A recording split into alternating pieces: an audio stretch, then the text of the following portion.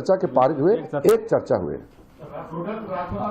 Total bill 12, Lok Sabha में एक bill में चर्चा हो पाई और 11 में चर्चा नहीं हो पाए। राज्यसभा में पूरा बिल पे चर्चा हुई। सिर्फ ऑपोजिशन के कांग्रेस पार्टी और कुछ लोग भाग नहीं लिया और कुछ ऑपोजिशन पार्टी हिस्सा लिया। संसद का मॉनसून सत्र क्यों बर्बाद हुआ? दोनों सदनों में सिर्फ 12 बिल ही पास हुए। विपक्ष ने सिर्फ एक बिल पर चर्चा की। क्यों? बाकी विधेयकों पर चर्चा से कन्नी काटकर संसद से बाहर क्यों शोर करते रहे? आखिर विपक्ष देश की जनता के प्रति कितना गंभीर है? इसके लिए मॉनसून सत्र का एक डेटा आपके सामने रखती हूं। 12 बिल मॉनसून सत्र में पास हुए, मैंने बताया। पेपर लीक बिल पर चर्चा में लोकसभा में 48 सांसद शामिल हुए, राज्यसभा में केवल 35। करीब 11 घंटे लोकसभा में और राज्यसभा में 6.5 घंटे इस पर चर्चा हुई। वंदे मातरम बिल पर चर्चा में लोकसभा में 2 और राज्यसभा में 11 सांसद शामिल हुए। लोकसभा में 14 सेकंड और राज्यसभा में 1 मिनट चर्चा हुई। 14 मिनट, माफ कीजिएगा। बाकी के 10 बिल पर विपक्ष ने लोकसभा में चर्चा करने की जरूरत ही नहीं समझी। उनके सांसद सदन के बाहर सक्रिय रहे। कभी चंदा चोरी में भौंडा प्रदर्शन करते हुए, पुजारियों का मजाक उड़ाते हुए, आस्था को चोट पहुंचाते हुए, तो कभी बंदर अंदर पता नहीं क्या क्या करते हुए। राज्यसभा में इन 10 बिलों पर चर्चा के लिए विपक्ष के कुछ सांसद शामिल हुए, लेकिन उनकी अधिकतम संख्या 33 रही। सुप्रीम कोर्ट के जजेस वाले बिल को तो आप छोड़ ही दें। बाकी बिलों पर चर्चा में विपक्षी सांसदों की संख्या कभी 20 का आंकड़ा पार ही नहीं कर पाई। बताइए, ये जनता के प्रति कैसी जवाबदेही है? आज किरेन रिजिजू जब देश के सामने ये तथ्य रख रहे थे, तब संसद के बाहर डुगडुगी बजाई जा रही थी, मीडिया को इकट्ठा किया जा रहा था। इस वीडियो में हाथ में मंकी टॉय, वो सॉफ्ट टॉय है, उसे लेकर नारेबाजी करवा रहे हैं। सांसद महोदय को आप बहुत गौर से देखेंगे तो पहचान ही जाएंगे। कांग्रेस नेता पवन खेड़ा है, कर्नाटक कोटे से राज्यसभा भेजे गए, अभी नए नवेले नेता विपक्ष की कोर टीम के सदस्य माने जाते हैं। तो क्या यह प्रदर्शन किसी के ईगो को सैटिस्फाई करने के लिए था? इसी झुंड में आपको शिवसेना यूबीटी के सांसद संजय राउत, एनसीपी शरद पवार की नेता सुप्रिया सुले भी दिखेंगे, लेकिन उन्होंने मदारी वाले इस खेल को ना कहा, ना तो हाथ में खिलौना बंदर लिया और ना ही पवन खेड़ा के इशारों पर नारेबाजी की, बल्कि जल्दी ही इस प्रदर्शन से वो बाहर निकल गए। 56 इंच का छोटा बंदर कब आएंगे सदन के अंदर, ये सवाल है पूरे देश का। 56 इंच का छोटा बंदर कब आएंगे सदन के अंदर, ये सवाल है पूरे देश का। मैं फिर कह रही हूं, ये सब करने से हेडलाइंस मिल जाएंगी, ये सब करने से सोशल मीडिया पर लाइक्स भी मिल जाएंगे, ये सब करने से चर्चा भी हो जाएगी, जैसा हम भी कर रहे हैं। लेकिन असल मसला तो ग्राउंड का है ना, वोटों का है। और ये सवाल आपको पवन जी अपने तमाम साथियों के साथ पूछना होगा, ये सब करने से क्या वोट मिल जाएंगे?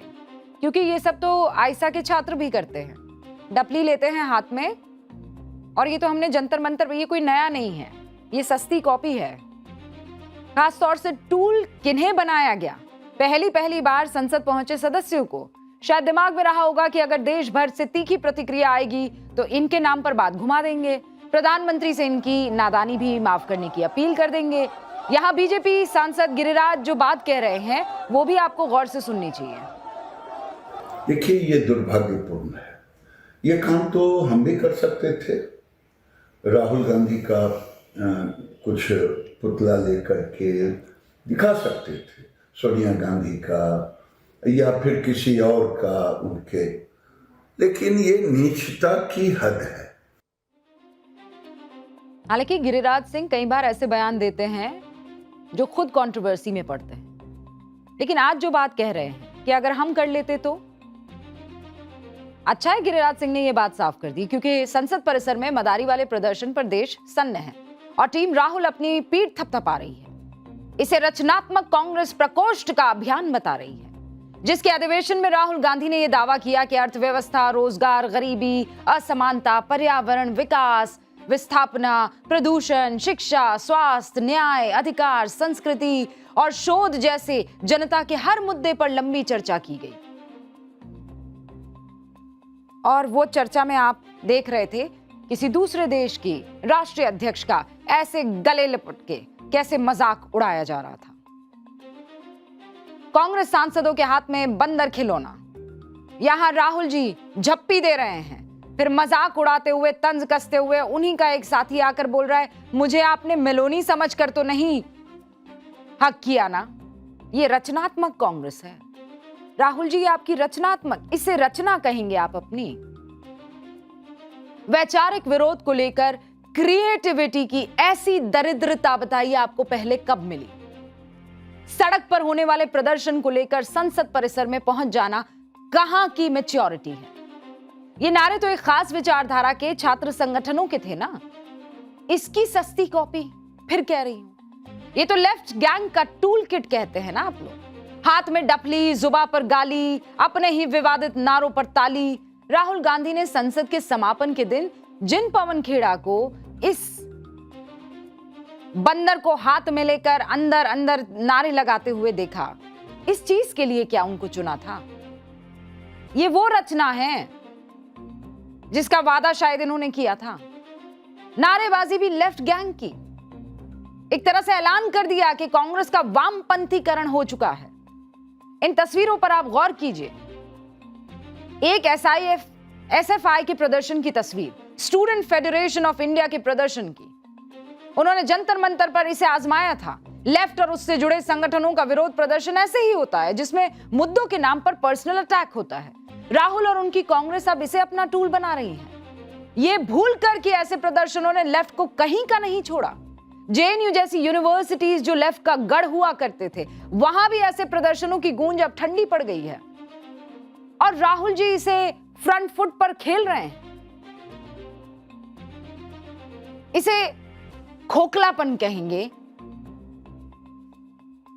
वो तमाम लोग जो आपसे वैचारिक लड़ाई लड़ रहे हैं। क्या आपको अपने विरोध प्रदर्शन के लिए इतना कम अटेंशन मिल रहा है कि एक खिलौने के बंदर और उधार के नारों की जरूरत पड़ गई? भारत तो वो देश है जहां महाभारत की कहानी सुनाकर बच्चों को सिखाया जाता है कि बोली का महत्व क्या होता है।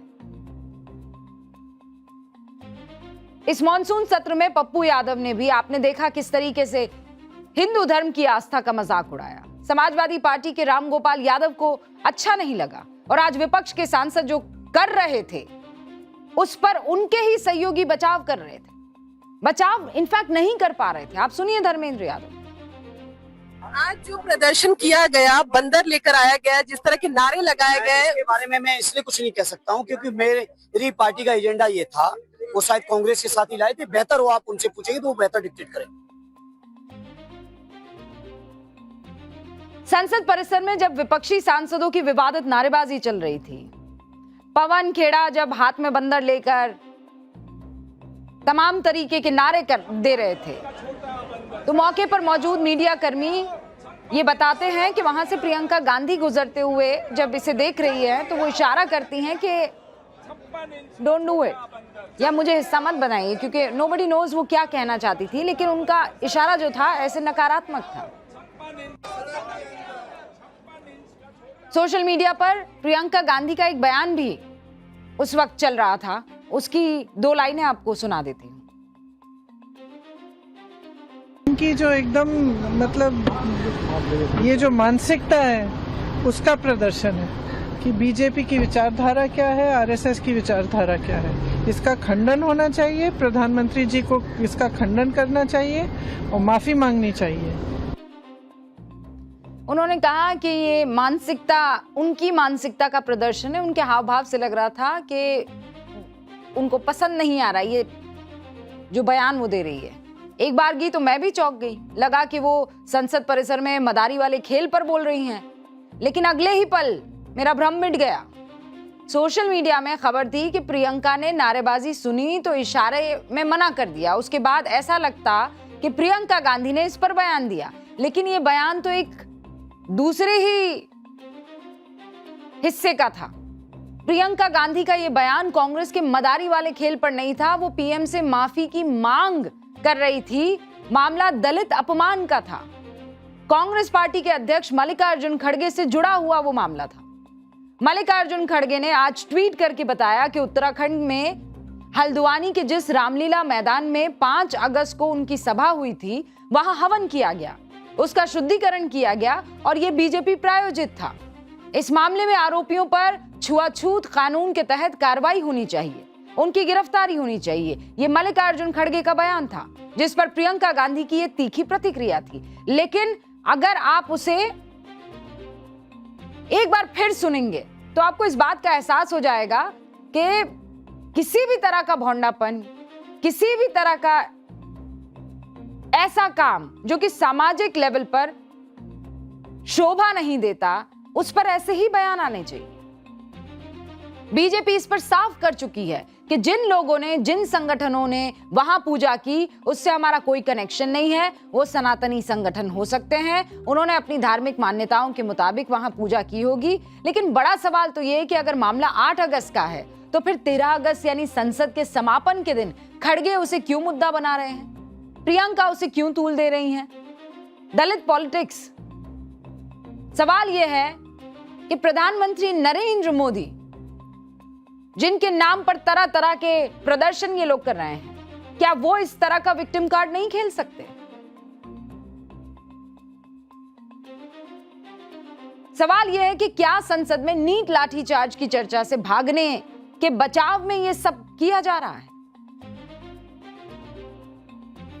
दलित पॉलिटिक्स के आज के सबसे बड़े मुद्दे से कांग्रेस के साथ साथ समाजवादी पार्टी ने भी पल्ला झाड़ दिया, जो पीडीए की राजनीति का दावा करते हैं। प्रियंका गांधी खड़गे जी का दुख तो प्रकट कर रही हैं, लेकिन उनकी जबान से राजस्थान के दंडावास केस को लेकर एक शब्द तक नहीं फूटा है।